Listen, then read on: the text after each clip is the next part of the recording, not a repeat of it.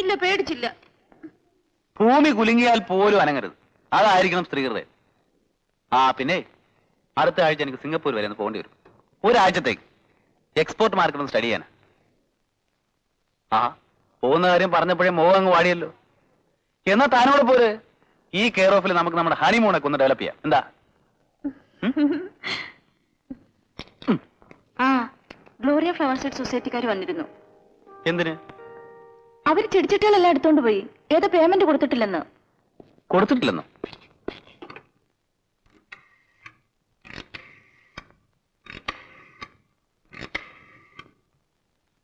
Hello, Indian bank മാനേജറില്ലേ? ആ രാമേന്ദ്രൻ. ആ ഞാൻ ടോണി. ഈ മാസം അവസാനം ആനയും കൂടെ കൊണ്ടുപോകുന്നുണ്ട്. അപ്പോഴേ അച്ഛനെ, ഇയാള് ഫസ്റ്റ് പാർട്ടിയാ. ഞാൻ സിംഗപ്പൂർ പോയ അന്ന് ആ ഗ്ലോറിയാക്കാരുടെ അക്കൗണ്ടിൽ പൈസ പറ്റുമെന്ന് പറഞ്ഞിട്ടുണ്ടായി. എന്തോന്ന് മറന്നുപോയി സാർ. അവർ വന്ന് ചെറിച്ചിട്ട് എടുത്തോണ്ട് പോയി. അത് നിങ്ങൾക്ക് പറയാം. പേരെന്റെ അല്ലേ പോകുന്നത്? ആ വേഗം ചെയ്. ആ പിന്നെ DD പാസ്സായോ? ആ ഓക്കെ. അതെങ്ങനെയാ? മാനേജറെ വിളിക്കുമ്പോ അയാൾ അക്കൗണ്ടന്റിനെ വിളിക്കും, അക്കൗണ്ടന്റ് ക്യാഷ്യറെ വിളിക്കും, ക്യാഷ്യർ ക്ലാർക്കിനെ വിളിക്കും, ക്ലാർക്ക് പ്യൂണിനെ വിളിക്കും, അയാൾ വാച്ച്മാനെ വിളിക്കും. അതുപോലെ ചെല്ലുമ്പോഴേക്കും കാര്യം നമ്മൾ പറഞ്ഞതായിരിക്കല്ല. അത്ര തന്നെ. ചേട്ടാ, ഇവനൊക്കെ എന്തിനാ ബാങ്കിൽ വരുന്നത്? അടുത്തിരിക്കുന്ന പെമ്പിള്ളേരെ കയ്യിലും കാലും ഞോണ്ടാനോ? പക്ഷെ ആകെ നാണക്കേടായിപ്പോയി. നീ ആ ദോശ എടുക്കും.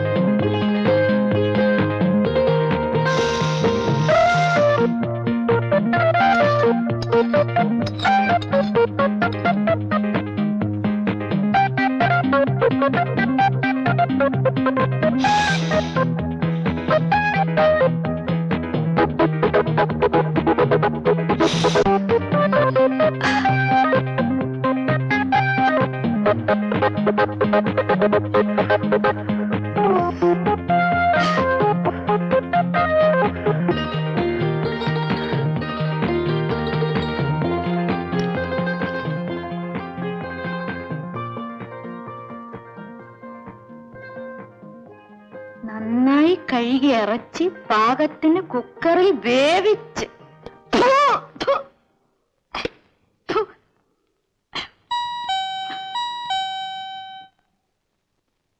ഈ പെണ്ണിന് മാർക്കറ്റിൽ പോയി വരാൻ കണ്ട സമയം. ലക്ഷ്മി, എടി ലക്ഷ്മി, നിന്നെ ഇന്ന് ഞാൻ. ആനയെന്നല്ലേ പേര്? അതെ, എനിക്കറിയാം. നമ്മുടെ കമ്പനിയിലെ ഞാൻ ഗോഡൌണില്ല. ഹസ്ബൻഡ് മിസ്റ്റർ ടോണി അല്ലേ? അതെ. എന്താ വിശേഷം? കമ്പനിയിൽ നിന്ന് ഫ്രിഡ്ജ് വാങ്ങിയിട്ട് ഫസ്റ്റ് ഇൻസ്റ്റാൾമെന്റ് കൊടുത്ത ചെക്ക് മടങ്ങി. പിന്നെ ഇതുവരെ ഉള്ളത് 1 മാസത്തെ പോലും അടച്ചിട്ടില്ല. ഡാനിയൽ സാർ ആയതുകൊണ്ട് പ്രശ്നങ്ങൾ ഉണ്ടാക്കണ്ടെന്ന് വെച്ച് ഇത്ര വരെ നീട്ടി. അദ്ദേഹം വന്നിട്ട്? അയ്യോ, ഇന്ന് സ്റ്റോക്ക് എടുക്കേണ്ട ദിവസമാണ്. സാധനം ഉടനെ ഗോഡൌണിൽ എത്തിയേ തീരും. അല്ലെങ്കിൽ പിന്നെ കേസായി ബുക്കാറായി. എന്തിനാ അതൊക്കെ?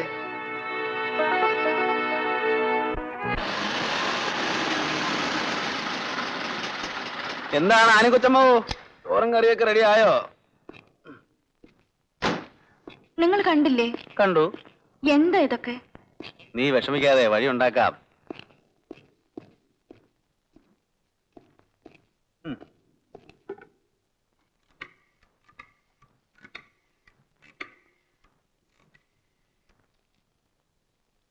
Hello, get me regional manager.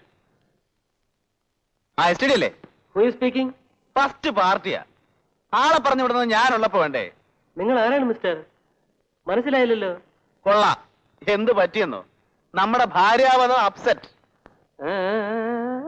നിങ്ങളുടെ ഭാര്യ അപ്സെറ്റ് ആണെങ്കിലേ ഊളംപാറയ്ക്ക് കൊണ്ടോണം. ഇപ്പൊ എന്തായെന്നറിയോ? ഹലോ, എന്തായാലും വേണ്ടില്ല, നെല്ലിക്കാത്തള ഇട്ടാ മതി. പെമ്പറന്നവരുടെ മുമ്പിൽ ടോണി ഫ്രാൻസിസ് നിങ്ങളുടെ കമ്പനിക്ക് കടക്കാരൻ, പണം കൊടുത്തവൻ മണ്ടൻ. എടോ, വല്ല നമ്പറും കറക്കി പാവം തന്റെ പെമ്പറന്നത്തെ കറക്കുക അല്ലേ? ഉം. ഏതോ കള്ളുപാർട്ടി കേട്ടോ, മണക്കുന്നു. കൊള്ളാം, ഞാനൊരു സ്നേഹിതനായത് നന്നായി. വെക്കട്ടെ. ഫോൺ ചെയ്തതേ മണ്ടത്തരവായി. അയാൾ ആകെ പരിഭ്രാന്തനാണ്. സ്റ്റോക്കിൽ എന്തോ കൃത്രിമം കാണിച്ചാണെന്ന് തോന്നുന്നു. അത് അഡ്ജസ്റ്റ് ചെയ്യാനുള്ള ശ്രമത്തിലാ. പല വീട്ടിലും തന്നെ ഗതി. തൽക്കാലത്തേക്കാ, തിരിച്ചു കൊണ്ടുവരും. അത് പോട്ടെ, നമ്മുടെ ആദ്യ പാചകം എവിടം വരെയായി നോക്കട്ടെ. ഇന്നത്തെ ശരിയായില്ല, നമുക്ക് പുറത്തു പോയി കഴിക്കാം. ഓക്കെ, സമ്മതിച്ചിരിക്കുന്നു. പാചകരത്നം മിസ്സസ് കെ മാത്യുവിനെ വരെ കടത്തി വിട്ടിരിക്കുന്നു. ഞാനൊരു ഭാഗ്യവാനായ ഭർത്താവാണ്. ഞാനും. കറക്റ്റ്.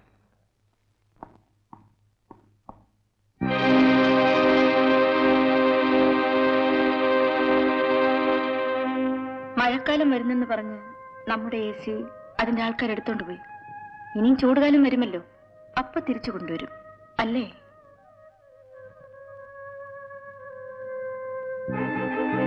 വേഷം കെട്ട് എന്നോട് കാണിക്കണമെന്ന് പറയണം.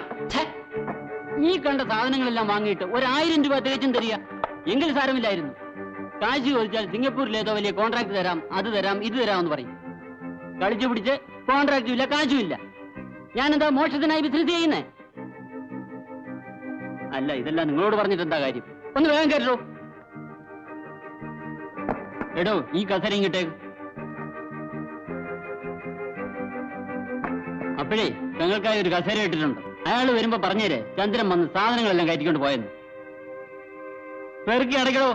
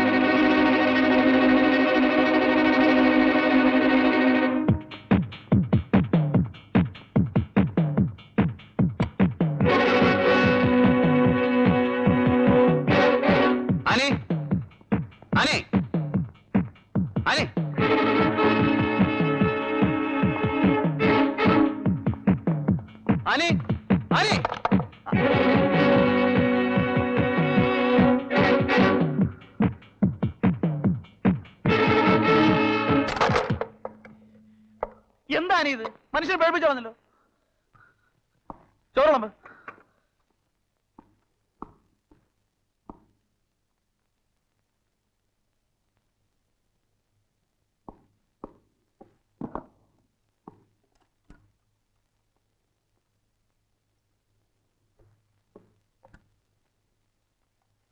വേഗം ചോറ് വിളമ്പോച്ചേ. എന്തായി നോക്കി നിൽക്കുന്നേ?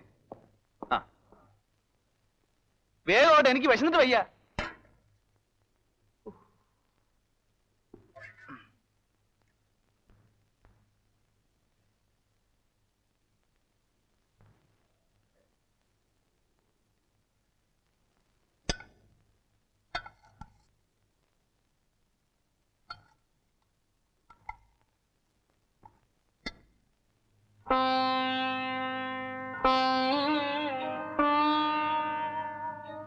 എന്താണ്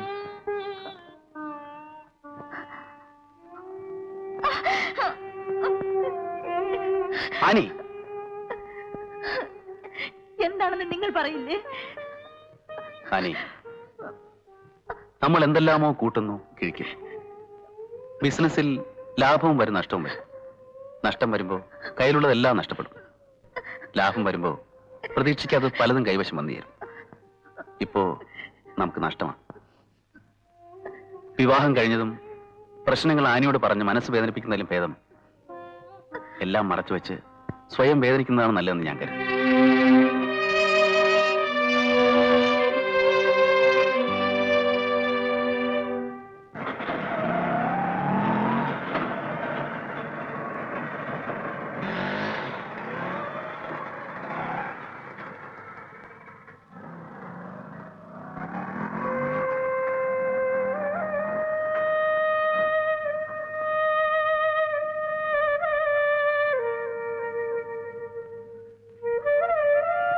എനിക്കറിയാം നിനക്ക് പിണക്കമാണെന്ന്.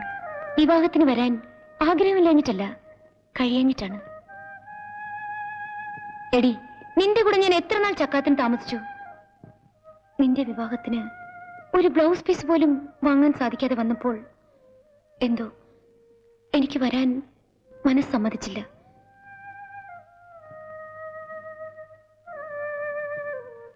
ഇതാ നോക്ക്, കടം മേടിച്ചു വാങ്ങിയതാണെങ്കിലും തരാൻ എന്തെങ്കിലും കയ്യിലുള്ളപ്പോൾ കാണാൻ, ആശംസകൾ അറിയിക്കാൻ മനസ്സമ്മതിച്ചു. പണക്കാരിയായ നിനക്ക് ഞാൻ വാങ്ങിത്തന്ന് ഇതിന്റെ ആവശ്യമില്ലെന്ന് എനിക്കറിയാം.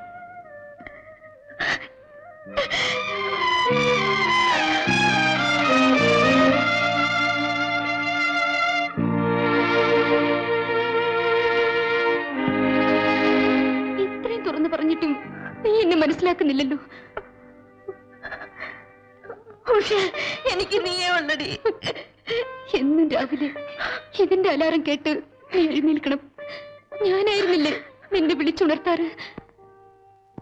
അത് ഇനി കഴിയില്ലല്ലോ. ഇനി ഇവിടെ ഇതാണ് നിന്റെ ഉഷ.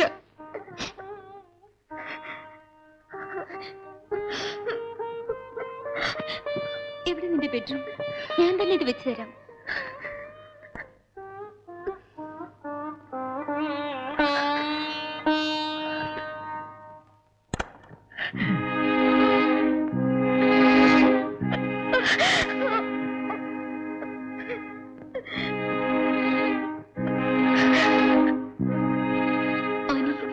സത്യം പറയൂ, നീ എന്തിനാ കരയുന്നത്?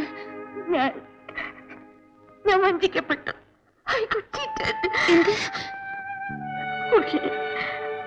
അദ്ദേഹത്തിൽ ഞാൻ കണ്ടിരുന്നതെല്ലാം സ്വപ്നങ്ങൾ മാത്രമായിരുന്നു.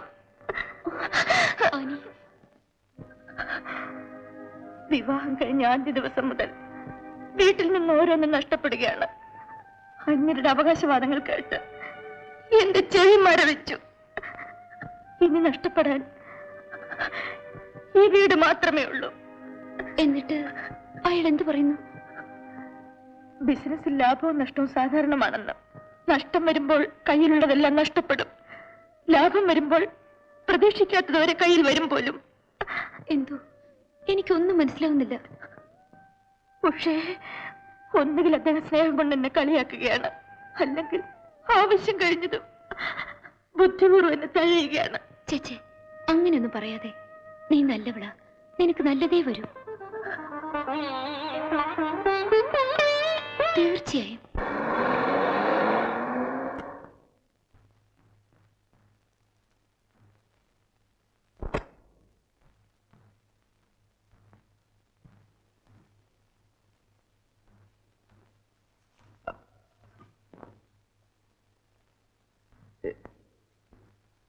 അനി, ഇതെന്റെ അങ്കിളാ. എനിക്ക് ആകെയുള്ളൊരു ബന്ധു. പുള്ളിക്കാരൻ 5 വർഷത്തിൽ ഒരിക്കലേ നാട്ടിൽ വരൂ. ദുബായിലാ. വന്നാൽ ആകെ വരാനുള്ളൊരു വീടിതാ. എന്നാ നോക്കി തന്നെ കാപ്പി കൊടുക്ക. ഭയരപ്പാളി, നിന്റെ അമ്മയെ കെട്ടിച്ച ബന്ധു. 2 വർഷമായില്ലാണ് നീ ഇവിടെ താമസിക്കാൻ തുടങ്ങിയിട്ട്.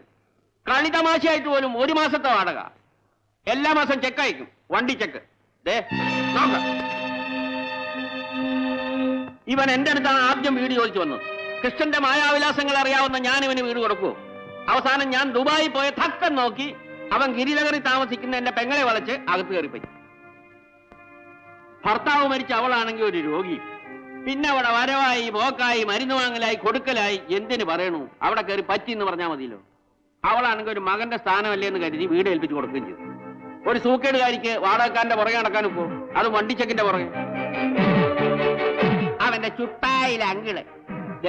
ഒരു കാര്യം ഞാൻ പറഞ്ഞേക്കാം, പോലീസും ബഹളവും വരുന്നതിന് മുമ്പ് ഇപ്പൊ ഇവിടെ നിന്ന് ഇറങ്ങണം. ചേട്ടാ, ഒരു മാസത്തെ അവധി കൂടെ തന്നാൽ. ഇനി അതും കൂടെ ഞാൻ ഗോപി എടുക്കണം അല്ലേടോ? ഇത് ചോദിക്കണം തന്റെ തൊലിക്കെട്ടി ഞാൻ സമ്മതിച്ചിരിക്കുന്നു. ഭയങ്കരം തന്നെ.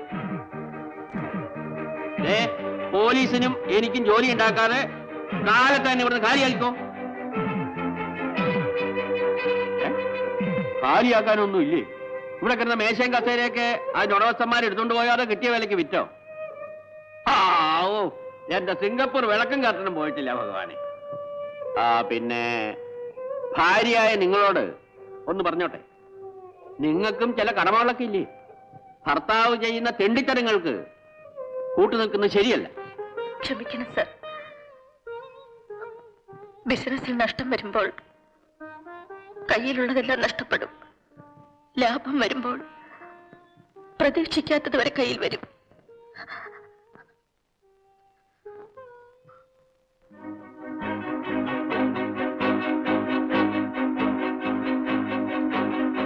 ഇന്ന് നമ്മുടെ ബിസിനസ് നഷ്ടത്തിലാണല്ലേ?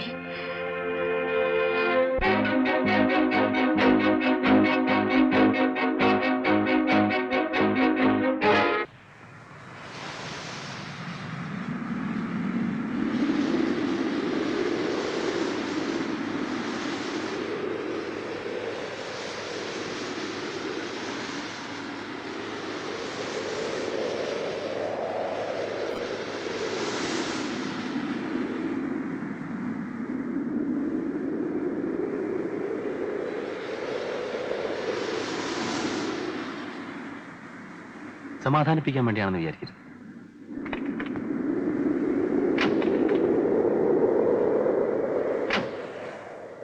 ആനെ ഒന്ന് കേൾക്കൂ. ഇതുവരെ ഞാൻ കേൾക്കായിരുന്നില്ലേ? ഇനിയെങ്കിലും പറയൂ, നിങ്ങൾ ആരാണ്? നിങ്ങളുടെ ജോലി എന്താണ്?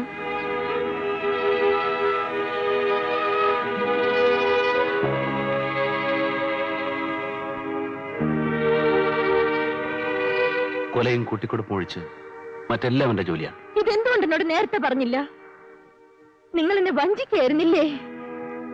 അല്ല, സ്നേഹിക്കുകയായിരുന്നു. എല്ലാം തുറന്നു പറഞ്ഞിരുന്നെങ്കിൽ എനിക്ക് ആനയെ കിട്ടുമായിരുന്നില്ല. ഓ, അപ്പോൾ സ്വന്തം താല്പര്യത്തിനു വേണ്ടി മാത്രം നിങ്ങൾ എന്നെ വഞ്ചിച്ചു. ഞാൻ നിങ്ങളോട് എന്ത് ദ്രോഹമാണ് ചെയ്തത്? നിങ്ങളെ എന്റെ എല്ലാമായി സ്നേഹിച്ചതാണോ തെറ്റ്? പറയൂ. സ്നേഹിച്ചുകൊണ്ട് നിങ്ങൾ എന്നെ കളിയാക്കുകയായിരുന്നില്ലേ? കണ്ടുമുട്ടിയപ്പോൾ കൂട്ടത്തിൽ ഒരാൾ കൂടി എന്നേ തോന്നിയുള്ളൂ. അടുത്ത് പഴകിയപ്പോ അതല്ല, സ്നേഹിക്കപ്പെടാൻ ഒരാൾ വേണമെന്ന് തോന്നി. അനാഥനായ ഞാൻ ആനയെ അടുത്തറിഞ്ഞപ്പോ ഞാൻ സ്വയം സ്വാർത്ഥനാവുകയായിരുന്നു. നഷ്ടപ്പെട്ടതെല്ലാം ആനയിലൂടെ നേടിയെടുക്കുകയായിരുന്നു. അമ്മയായി, സഹോദരിയായി, ഭാര്യയായി. ജാഥകളുടെ മുമ്പിൽ കൊടിപിടിച്ച് നടന്ന എന്റെ അച്ഛനെ എതിർ കക്ഷിക്കാർ വെട്ടിനുറുക്കി. ഭർത്താവ് നഷ്ടപ്പെട്ട എന്റെ അമ്മ എന്നെ വളർത്താൻ നാട്ടുപ്രമാണിമാരുടെ അരമണകൾ അടിച്ചുവാരി. അവരുടെ കിടപ്പറകളിലേക്കുള്ള ക്ഷണം സഹിക്കാതെ വന്നപ്പോ എന്റെ അമ്മയ്ക്ക് ചാരിത്രം വിൽക്കേണ്ടി വന്നു. അതും എന്നെ വളർത്താൻ.